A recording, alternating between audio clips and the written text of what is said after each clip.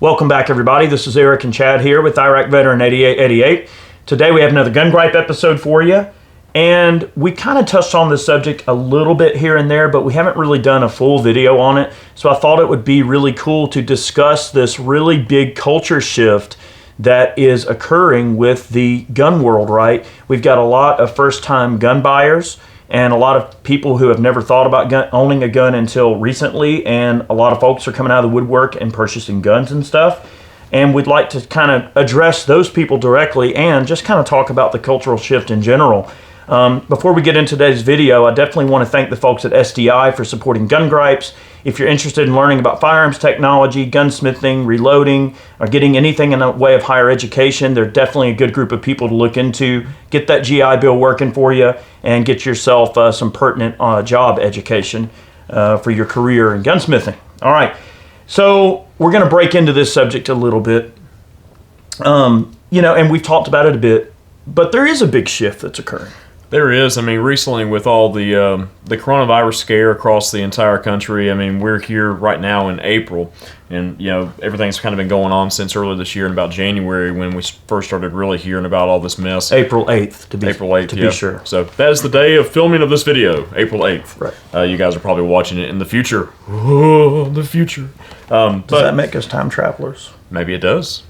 But, you see images from several news outlets with gun stores and lines of people outside of gun stores, and a lot of the people that were buying guns really had never considered buying guns until the point of the police not coming out to help you because they had better things to be doing. Okay, and that was mentioned a lot in the recent few months. Like, hey, look, the cops are not going to come out here to save you unless it's a dire emergency. So it's like, well, wait a minute, the police are here to protect me. What am I supposed to do? Well, what's the best tool for the job? We've said it before, a good firearm. And a lot of folks, were out buying guns, and they had no idea how to even start purchasing a firearm. They had their own opinion about like background checks and things like that. These are some of the kind of people that thought you could just go into a gun shop and buy a gun right over the counter, just like you're buying a candy bar. And they are getting a rude awakening when they realize that there is a background check system in place. There are rules that have to be followed. All the things that anti-gun politicians had been lying to them about in the past several years and decades actually, were coming to mind, and they're thinking, man, I've been lied to this entire time. Like, there's actually a process, like California, 10-day waiting period for a firearm. I mean, like, wait a minute, I can't pick my gun up today?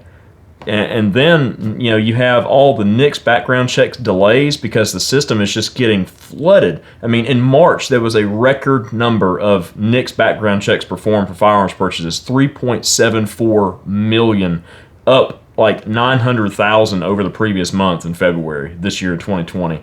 But you see all these people coming out of the woodwork buying guns, and they're realizing, hey, guns are for protection. They're not just scary inanimate objects.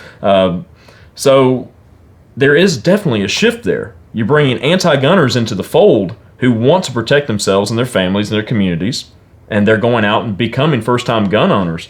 And the 2A community is coming together as well, because a lot of the content creators out there are putting out pieces of content geared towards these new gun owners, trying to educate these folks. And we're not going to, kick people to the side. It's like, oh, you used to be an anti-gunner. You don't deserve to have a gun. Everybody deserves to have the right to protect themselves. And if you choose not to exercise your Second Amendment right, I mean, that's fine. You do you. But for those of you out there who are purchasing firearms now, welcome to the fold.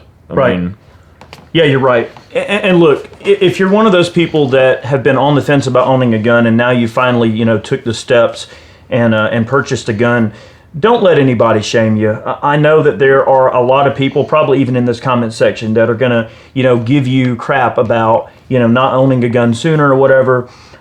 Just because you're asleep and you're having a nightmare about something really horrible, and you wake up, it doesn't mean that you're still living that nightmare. It doesn't mean that that nightmare is a reality. It just means that you've woken up from a deep sleep and now you're in the real world, okay?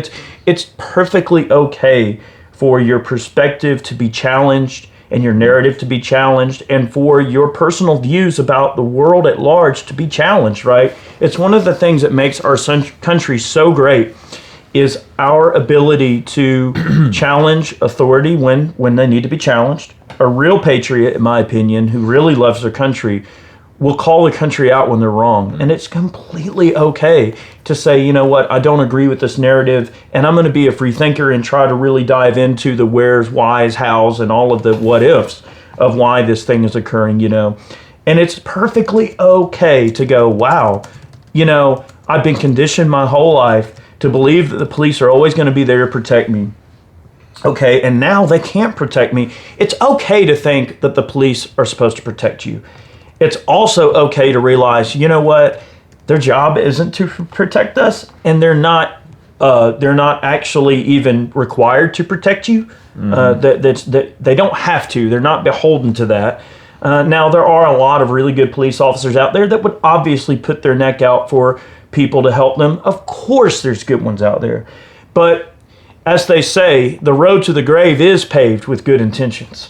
Okay, and just like the anti-gunners, the anti-gun politicians that told you that guns need to be highly regulated for your safety, you now realize that it's not for your safety, it's for their safety and for the safety of their interests, and they don't want people to think for themselves and to be able to arm themselves not only with physical arms, but arming themselves with knowledge is also a really important thing. So I would like to take just a very quick moment in this video as we're going along here to mention that there are several YouTube channels that have put out a lot of great content to help new gun owners, okay? Go check out Coleon Noir. He put out a really great video, and you know, his perspective might be something that you really need to appreciate over our perspective, right? He can really look at it from a completely different perspective. Okay, so like go check out Coleon Noir's video for new gun owners. That's definitely a good watch, something you need to check out. Hickok 45 put up a great video for beginners. We have our own video on beginners gun safety and going through like some different action types. Mike's done some stuff. Mike, Mr. Guns and Gear, has done some videos. I John over at the Gun Collective. Yep. So there's tons of great videos. Of course, our friend Tim, Military Arms Channel, put out a similar video. So lots of us have really taken the time to make these videos to welcome people to the fold that are new gun owners, because we must show solidarity as a group. And you are now part of a little family, right? Because you are amongst other people like you who want to take into their own hands their safety, their family's safety, and ultimately your freedom and sovereignty as a citizen depends completely on your ability to protect your liberties, right? And those liberties come in a lot of different forms, right? Many of us don't want to be told what to put in our body, what to do with our body. We don't want to be told who to love, how to love someone, who we are. Like, we want to find our own path in life. And the pursuit of that life, liberty, happiness, all of those things that we're guaranteed, that we're given, we don't have the teeth to protect that without the Second Amendment. So I hope that if you're watching this video and your perspective has been challenged, maybe to the degree that you've actually gone out and purchased a firearm, please take a moment to just consider that, you know, you're one of us now. And it's important that we show solidarity and we help each other, right? So we have many, many videos that we have either put out already or will be putting out that are geared towards new gun owners. And we hope that you'll digest that content and learn something, and that you'll also support other YouTube channels who have gone out of their way and taken time out of their, schedule to put together this content in an effort to help you, a perfect stranger. Take a moment to support those people, right? Whether you go on Patreon and donate a few bucks, or whether that person has a t-shirt shop, you want to go pick up a t-shirt. Guys, a lot of these dudes, they need all the help they can get to keep their channels running, okay?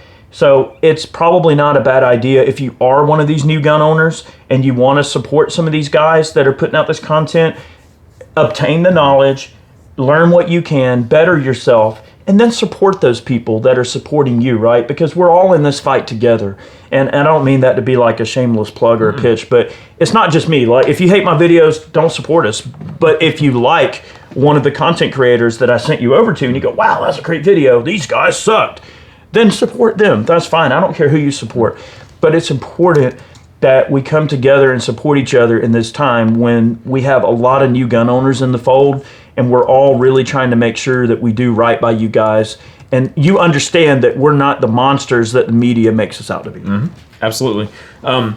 So a lot of the new gun owners, they've got it in their mind like, hey, I need to protect myself, so I need the tool, right?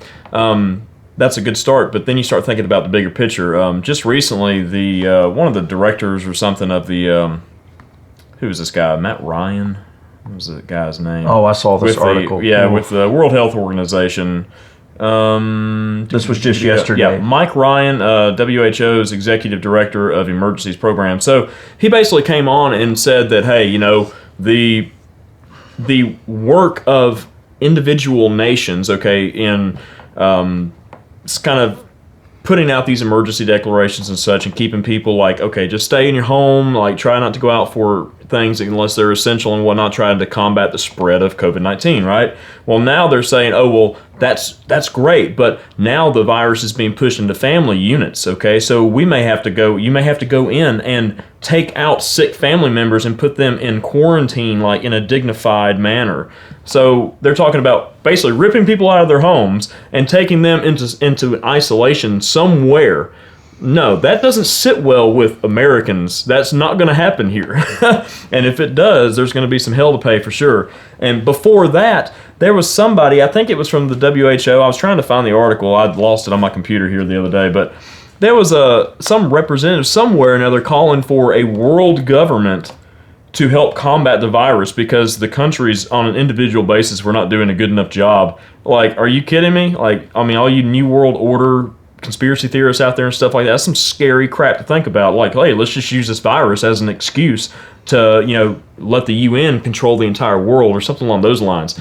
I mean, a lot of times that stuff is in the back of people's minds, you know, just thinking about the craziness that can ensue. And I think now with everything that's going on, people are seeing how far like governments are willing to push, okay, the people to get what they want. And you see the stimulus package that just got passed. Okay, you saw the liberals and the Democrats in Congress and all just pushing through their own agenda. They didn't care anything about what needed to be done. They just wanted to get all of their pork in there that they've been just busting at the seams to get in some piece of legislation that they could just tack it on, because why let a good crisis go to waste? So I think people are starting to wake up and see the kind of bigger picture about not only protecting yourself on an individual basis, but protecting your community and your country as well as a sovereign nation in this world. Yeah. I don't know. I mean, that's just the big picture to me. But oh, you're right. And honestly, a lot of people that are watching this video, maybe they are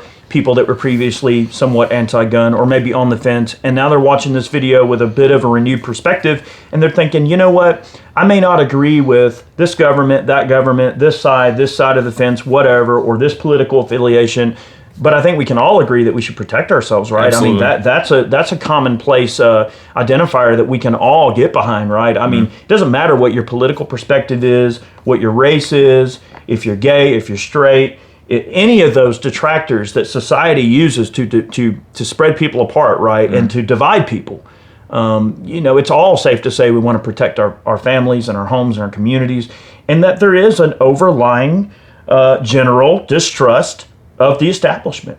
And both the Democrats and Republicans have shown a lot of their true colors, and they've shown that, you know, a lot of them are pretty crazy, okay, and there's a lot of career politicians out there on both sides of the fence that are doing and saying and implementing a lot of crazy policies that a lot of us disagree with.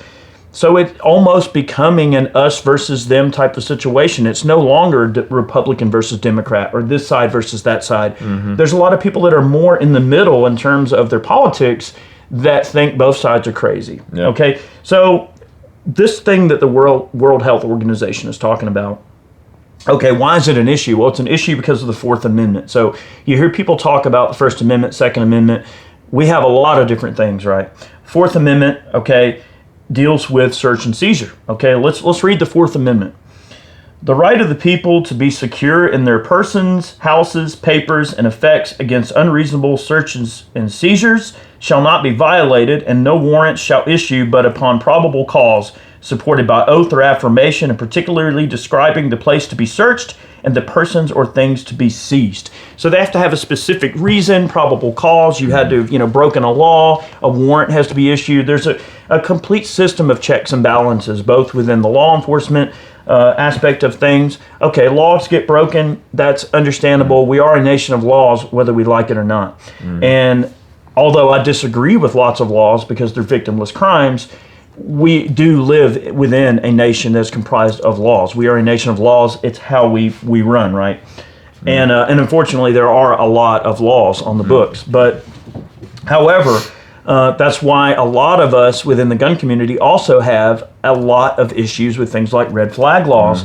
And there's a lot of red flag laws that are, being adopted at the state level. And that's why these state battles are super important.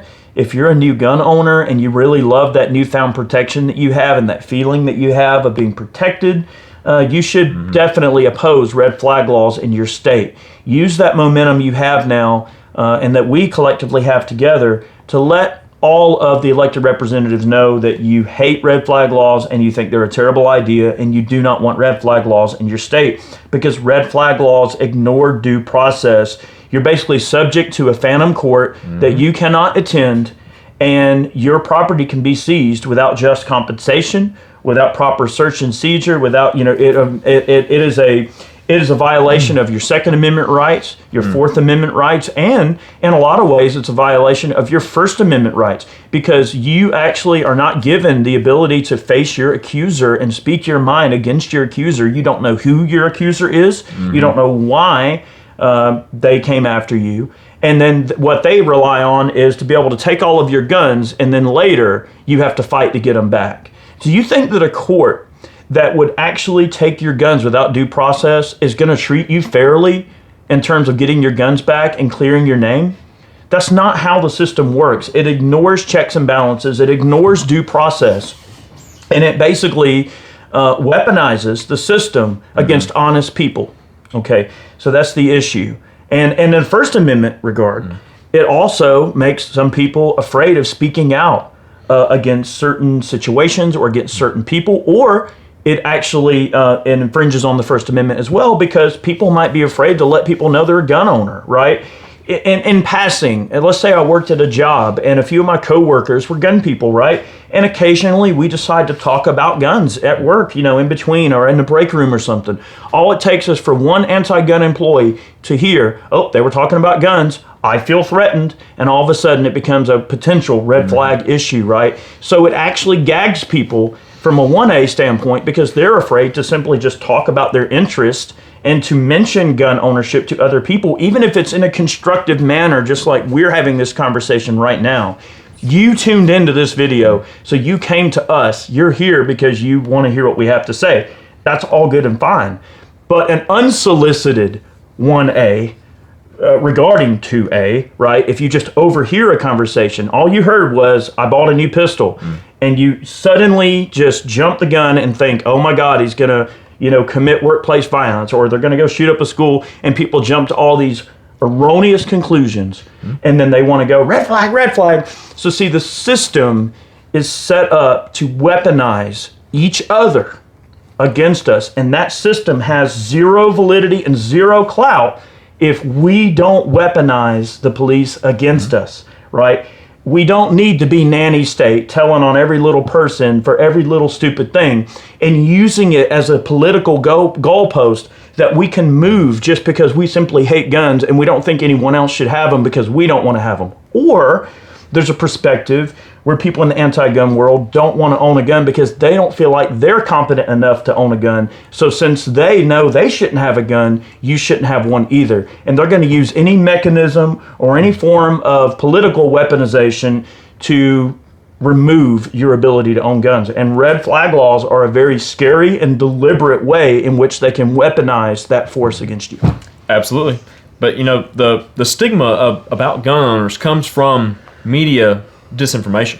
Or misinformation, I'm sorry. So the media just has an agenda, okay? The mainstream media has a political agenda. It's an anti-gun agenda, and they're only going to put out the bad news about firearms. They're never going to tell you about the good guys with guns who use firearms to protect themselves, their family, and their communities on a daily basis.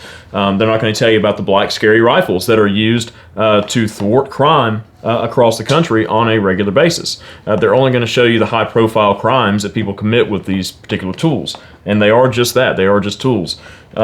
One kind of deep thought for you is, all right, you're looking at the situation that's going on right now, okay, with all the lockdowns and things like that, okay. The government cannot 100% restrict freedom of movement, okay. You are free to move within this country in an interstate system, okay. They can't say that you have to stay in your home. Now, could they declare martial law and tell you that you were quarantined? Yes, they could, but then they'd have hell to pay, okay. But the way that we work in this country is on a constitutional basis. You cannot restrict people of their rights, okay? And much of the validity that the system has is due to voluntary compliance. Absolutely. But, so, we comply, okay, but it's just common sense, all right? All right, I'm going to still go to the grocery store. I'm still going to go and do things that I need to do, but I'm just going to be careful about it. I'm going to, social distance and stay away from folks as much as I can, and try not to spread anything to the elderly community and such. But think about this particular virus, and all the information isn't even out there about it. You have no idea how many people are just self-treating at home who don't even realize that they have it. They think they might just have the flu, and they're having mild symptoms. They're not even getting tested, so they're not being counted in the whole. So the mortality rate is around like the 3% mark, right? So it's like a 96 to 97% survival rate across the world. All right, think about something like the avian flu, okay? Avian flu spreads every now and again. It has a 60% mortality rate. Ebola has a 60% mortality rate. Think about the situation we would be in if instead of COVID-19, instead of a coronavirus variant, we were dealing with Ebola or avian flu spreading in the same manner. You're talking about a 60% mortality rate, 40% survival rate, okay, across all age groups. Think about the situation that we would find ourselves in then, and how much panic and how much craziness would be going on right now compared to what we have. I think right now, everything is fairly civil.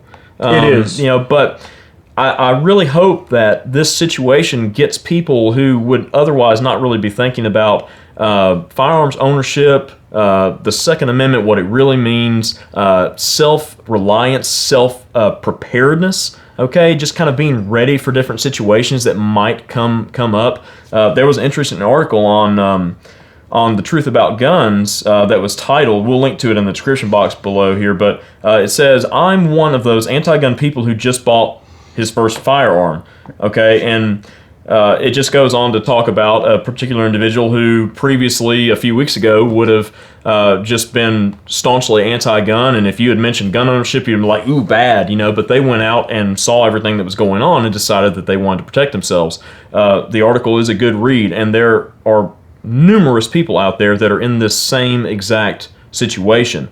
They were anti-gun, and now they are figuring out what gun ownership is really all about. But just the thought of another like serious pandemic that has a higher mortality rate, and it's really scary to go outside because like you don't want to catch Ebola, you don't want to catch the avian flu. But is it also kind of being used as a scare tactic by that like the conspiracy theorists are talking about? Was COVID-19 created in a lab? What's the story? But I think if you just take a logical approach to the whole situation and just remain calm and just have some common sense, and you're only as prepared as you're gonna be when something happens. Okay, like the worst case scenario is one that hasn't happened yet. You can only prepare based on previous scenarios that have gone on. But getting into the fold and being a new gun owner, you're one step ahead of a lot of other people out there.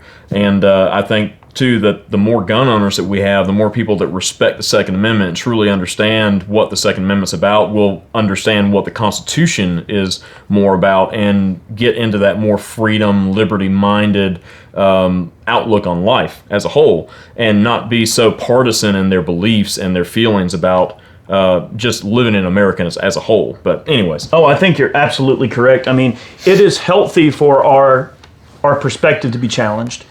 And if you're someone who has just kind of held on to these long beliefs of, guns are only used for violent things, and there's no positive aspect to owning a gun, and why would anybody want to own a gun? If that challenge is basically, if that perspective is challenged, I'm sorry, and you see that, I need to own a firearm, well, it's okay for your perspective to be challenged. And I think the important takeaway from this is that the human dangers to this situation are far worse than the virus. We are our own worst enemy, right? We create our own panic, okay? What if you, for instance, were a guy that lived out in the middle of nowhere, didn't have the internet, didn't have TV, you lived off the grid, you grew your own food, you raised your own, hunted your own animals, you fished in your own lake nearby, caught your own fish, and you lived pretty, a relatively, hermit-like existence, right?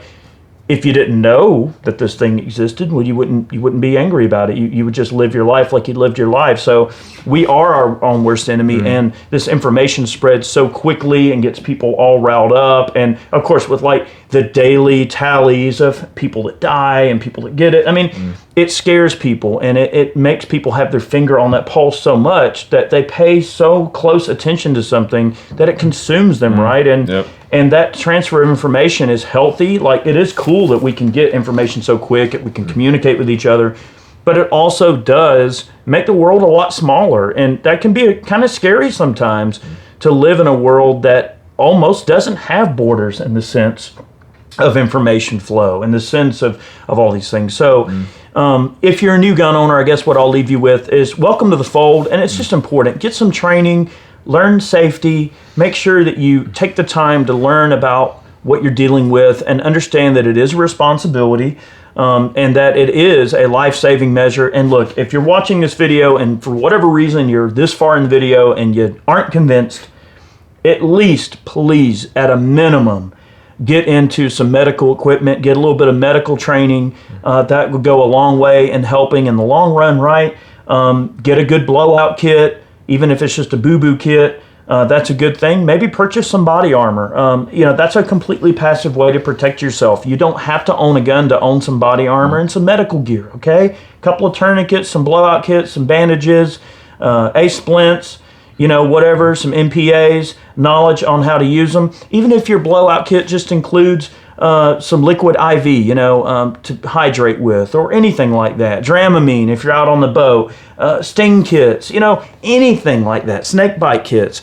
Just to be prepared for anything that life might throw at you. It's important that we as a society take our safety into our own hands. If you're a passive person and you don't wish to use a firearm to protect yourself, it's completely okay.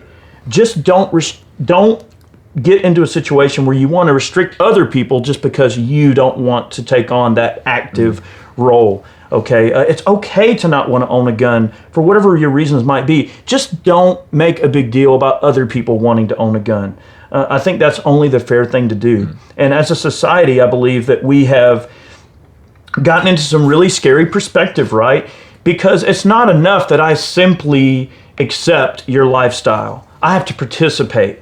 And that's the issue. Like, there's a lot of people within our kind of middle of the road community that we're like, okay, we may not agree with this lifestyle or that lifestyle, but look, you do your thing. Like, we've said this in other videos, but you do you and you do your thing. But for those people that are on those extreme sides that are a little bit outliers, it's not good enough for us to simply accept it. We have to participate. We have to accept that into our everyday life. Gun ownership is not something that has to be accepted or not accepted. It's a right. Okay, so it actually goes beyond the bounds of what your opinion is, right? So if your opinion doesn't affect what my right is or isn't, that's not based on opinion, right? So it is what it is. It says shall not be infringed. So you might as well just let the people that want to protect themselves and let the world be safe. And if you don't want to partake of that right, you don't have to. But it's also not your right to try to infringe on other people's rights and liberties. I believe that's just an important distinction to make.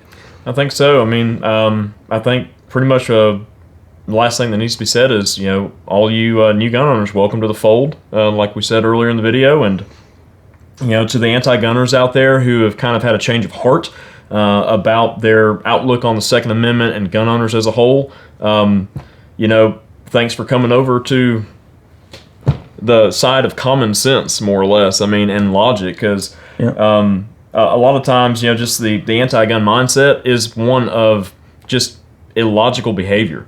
When you look at, for instance, think about governments around the world and things that are going on right now in like socialist countries and things, you see the path that some folks want the United States to go in, and it kind of goes down that socialist line, or it kind of goes down that communist line. I mean, China is a communist nation. They expelled all foreign journalists from the country and revoked all their visas, a month and a half, 2 months ago. And they are controlling the narrative. And the things that you see coming out of China are not to be believed.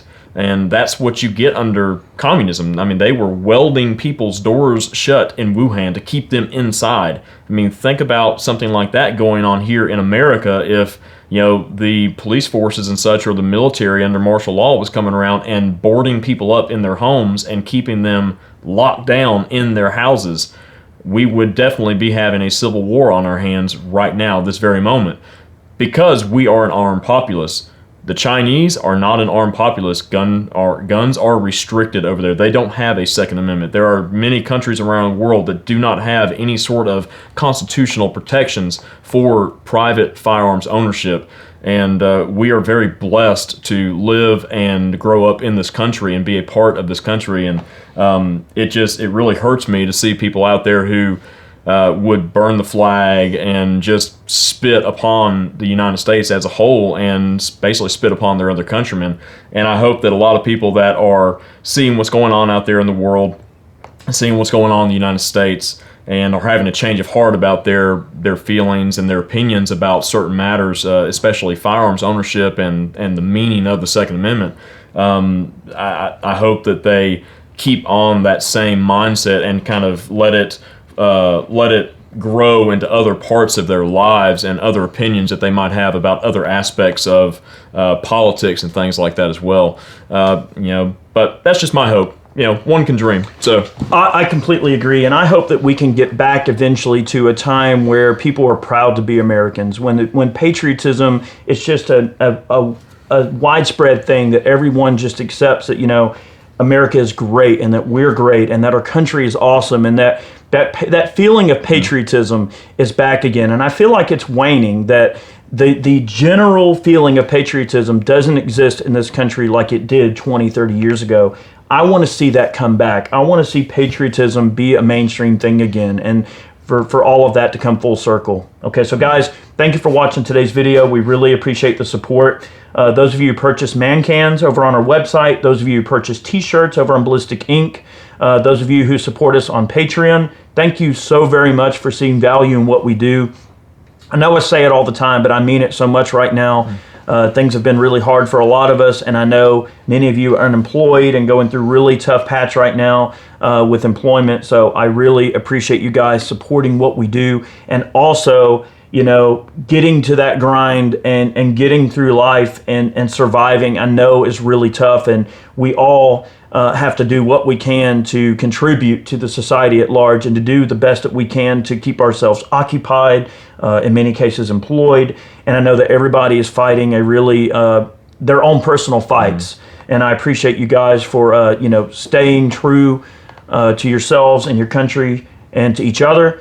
And we appreciate every person that continues to support us, both in obviously direct support monetarily as well as viewership. So thank you very much. Many more videos on the way, and we'll see you soon. Take care, guys.